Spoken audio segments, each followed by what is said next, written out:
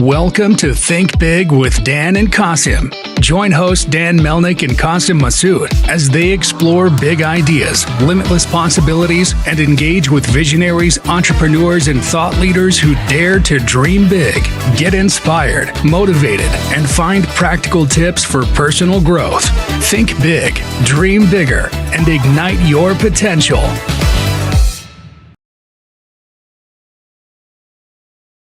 All right, welcome to Think Big with Dan and Qasim. And if you want to go ahead and introduce yourself, tell us where you live and what you do for a living. Hi, my name is Sharonda Davis. I am originally from Miami, Florida. However, I am a travel nurse and I'm currently on a travel assignment here in Atlanta, Georgia. Awesome. So can you tell us more about what you do and how you got into it? Well, like I said, I've been a nurse for the past 18 years. With COVID, I experienced a significant amount of burnout.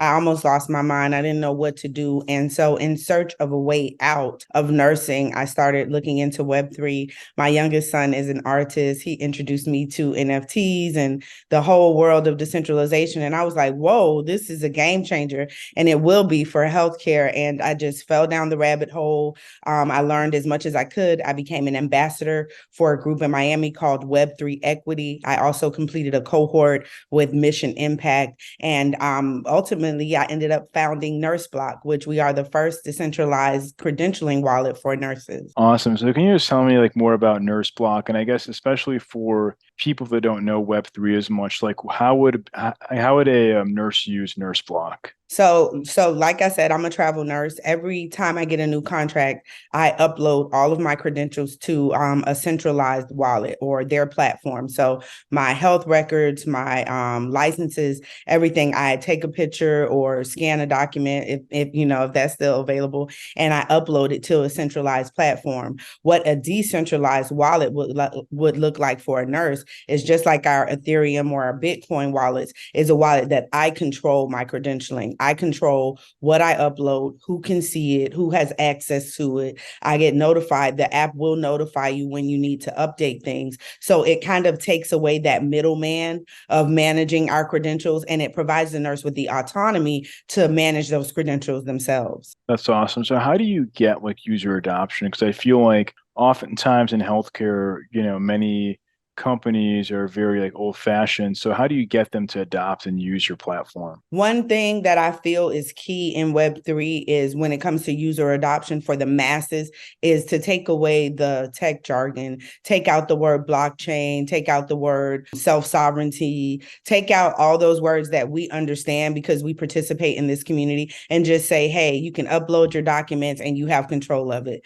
It's a file that you manage with all your documents in it. I think that's the easiest way to onboard the masses. Now, full transparency, nurses are, healthcare in general is the most resistant to emerging technology. Everyone knows healthcare is always the last to catch on. So it's not, nurses have not been as receptive as I would like for them to be, but I'm just going to keep pushing that needle, keep providing education about blockchain, about decentralization, and how these things are not only just crypto related, but they're related to evolution of technology and the betterment of the whole world. For sure. So as of right now, how many users do you have on the platform? Right now, we're just still in our research and development phase. We have not developed our MVP yet. What I'm really asking for now is for nurses to join our Telegram and add their feedback so that as we continue to build our MVP, which it should be ready by the end of Q1, fingers crossed, but we want nurses to come in and provide their feedback. Is this something that you think will benefit you? What would make it easier to use? Are you interested? So that's where we're at in our stage of building.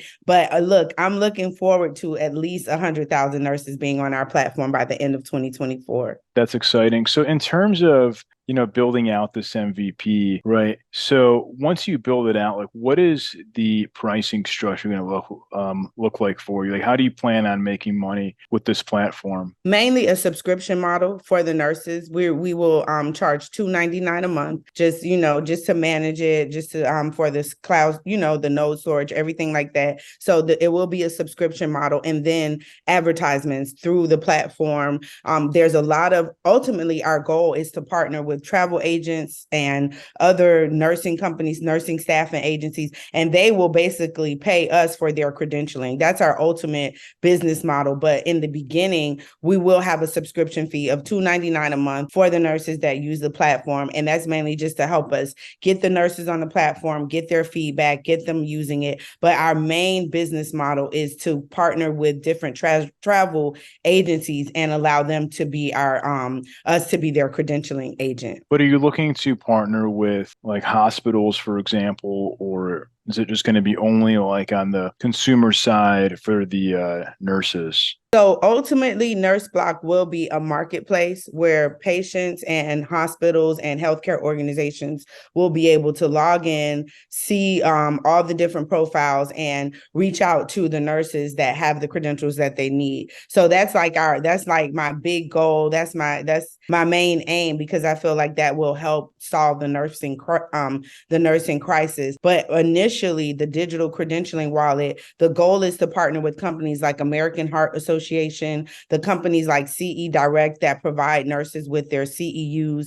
They'll be able to give us like a digital digital link that we can send out to the nurse. Hey, click this link, this certificate or this license that you achieve will upload automatically to your wallet. So it's more of a, I heard this term recently and I hope I'm not misusing it, but it's more of a B2B to C type business model, like business to business and then to consumer. So when you say $2.99 a month, is that $299? No. That's $2.99. Okay, I was about to say, yeah, I was like, yeah, Yeah, it's no, kind of I would never. And honestly, if we didn't have to make money, which we do right now, I wouldn't even want to charge the nurses. And ultimately, with all the partnerships and agreements with other agencies, we will be able to move that fee away from nurses. But at this stage, just to get us to the next stage of development, we would have to charge that $2.99 a month fee. Yeah, that's not bad at all. It's like $300. I wasn't sure. I just wanted to clarify. Yeah, thank you. Thanks for clearing that up. I appreciate it. Awesome. So in terms of getting nurses, right? So like you mentioned that you have this Telegram group. So how many people are in the group and how did you build this group up? Well, right now there's about 25 people in the group, and it was actually, I left out the part that I initially founded the Huddle DAO, which is an organization for forward thinking nurses that want to use emerging technology to better, make the world a better place. So basically I reached out to the nurses that were already in the Huddle DAO Telegram and invited them to the NurseBloc Telegram.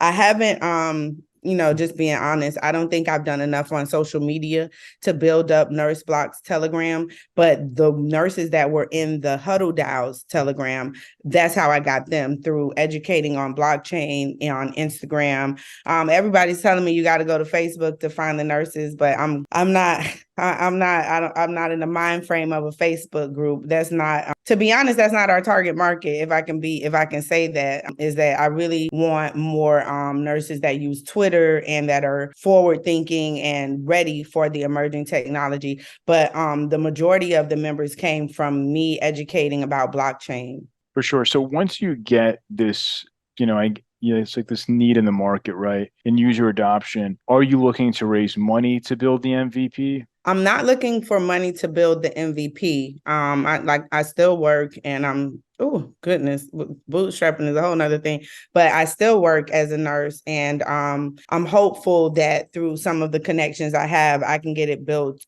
with equity now. But ultimately, once we have 100,000 users and, then that's when I will be interested in raising. But right now, that's not on my plate because, like I said, I still work as a nurse, and I know VCs want you to be all in full time, and I'm not at a position to do that right now. I have 3 sons, so I'm not at that point yet. What would you say is like the biggest obstacle between now and getting to 100,000 users by next year? Marketing, getting a budget, getting a good budget for marketing, getting all the brand items. I think that's key. When it comes to community building, I think once you have the right visuals, you can draw in the community based on the visuals. So I feel like marketing is personally it's not my strong point. It's something that I'm working on because I do think that marketing is key. And community building, of course. I think if you have 1,500 people supporting you, they spread the word, that becomes 3,000, that becomes 10, so I do think community building and marketing are very important. For sure. So in terms of scaling up this platform, right? So you said that essentially you're charging money because it's going to be an expense to build it out. In terms of nurses, right? 'Cause there's so many different types of nurses. So what would you say are like the best type of nurses that would benefit? Is it also travel nurses Yes. or okay, only for travel Yeah. nurses? Okay. Not only for travel nurses. I think that healthcare in general is moving to a very digital type landscape. I think that everything in healthcare is becoming more and more digital. So it's not only the travel nurse, but it is a nurse that may have left the profession for one reason or another, but still wants to participate every now and then, maybe go pick up a shift or go do see a client in their home. I do so many different types of nursing now at this point. So it's mainly for nurses that want the autonomy and the ability to work when and wherever they want. That's basically what it's for. It's for a very forward-thinking nurse that isn't necessarily all in on what we're doing right now, because healthcare right now, it can be overwhelming. So many nurses are leaving the profession, but it's for nurses that believe in the future of healthcare and what it could look like if we were able to own our skills and use them when and where we wanted to. So do you look at other integrations, for example, like a token or things like that in the future as well? I have considered a token. That was my initial idea, a token. And once we have the supply and demand, then we can say, hey, we're launching a token. If you use this token as a patient, you can pay for these services for the nurse. But I think with tokens, you need demand, so it would just be a matter of building up that supply and then launching a token and that meets that demand. So yeah, I do think about it, but it would be, when the time is right. Right. So like you mentioned that you want to get 100,000 users by next year, and you're talking about, funding and marketing and things like that. So to market or to get like 100,000 signups, right? Like so would you be able to do that bootstrapped, or is that something? So I guess like in terms of timeline, right? So let's just say that you launch like the MVP next year. From there, then would you go signing people up and then just running ads? Like what is going to be your go-to-market strategy? So the go-to-market strategy right now is basically continue building the community and rely on the community to kind of act as ambassadors and spread the word and get their family and friends. I mean, each shift I work with at least 20 different nurses. So if we are able to successfully build a community of 2,000 nurses, every time they go to work, they're sharing this information. They're providing the sign-up link. Hey, sign up. So that's why my focus is so heavy right now is on building up the Telegram and the community, because I really feel like that's how we'll get to that 100,000 is by the community really believing in what we're doing, sharing it with their family and their friends. Most nurses have at least one other nurse in their family. So, I just feel like once we're able to build those solid ambassadors that believe in the blockchain, believe in decentralized healthcare, believe in our credentialing platform, once we're able to get that, then I feel like the 100,000 would be a breeze. For sure, yeah. Because I'm not sure how many nurses there are in the U.S., but I'm sure. There's probably several million, is my guess. Yeah, if I'm not mistaken, I think the last time I checked, it was 3 million. Okay. So yeah, I guess the better way to think about it is just like it's a very small percentage of the actual number of all the nurses in the US is really what you have to go for. And that's really not that many if you think about it. Right. Especially how transient nurses are now. Like me, this year alone, I've worked in New York, New Jersey, and Atlanta and Florida, so the reach of especially a single nurse that is a traveler without a family, sometimes they're in 8 different states in one year. So I just really, my focus really right now is building up that community. And also the community, you need that when you are sort of a free agent and you're going from one hospital or one healthcare setting to another. You don't have that camaraderie that you would have by working with the same nurses every day for 20 years. I've experienced that. And sometimes you need a place to check in. Hey, this was a rough shift. Did I do the right thing? thing? Did I make the right decision? So that's what we really want to provide for nurses. It's not just about the technology for us, for NurseBloc. It's about building a better world for nurses and the patients that they serve. For sure. So if we're going to have this conversation again in a couple of years, like where do you see things going for the business? Let me see. One dream that I have is to be to exit. Of course, I really want to start this and build it, and I want it to be a great success. But one dream that I have is for us to be pioneers in the Uber for nursing type, the gig type economy for nursing, where, you know, a person is at home, they need a nurse. Hey, I need an IV. Let me find a nurse on this app real quick. So that's my biggest dream, is to build this, for it to be a great success, for it to increase health equity, for it to make the world just a much better base when it comes to healthcare, but then to successfully exit by being purchased by a company like Amazon entering the healthcare market right now. So that's my ultimate dream, to be honest. Makes sense. So if somebody watching this wanted to reach out, do you mind sharing your website or best way to get in contact with you? Okay, so our website, which will be revised soon to have a join the wait list link on it, is nursebloc.io. I am, again, Sharonda Davis, RNBSN, just like that, on LinkedIn.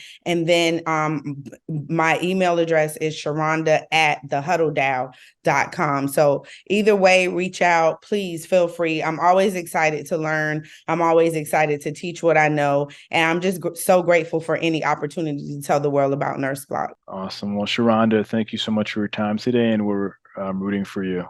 All right. Thank you, Dan. I hope we can speak again. Thank you. Sounds great. Thanks. Bye-bye. All right. Bye.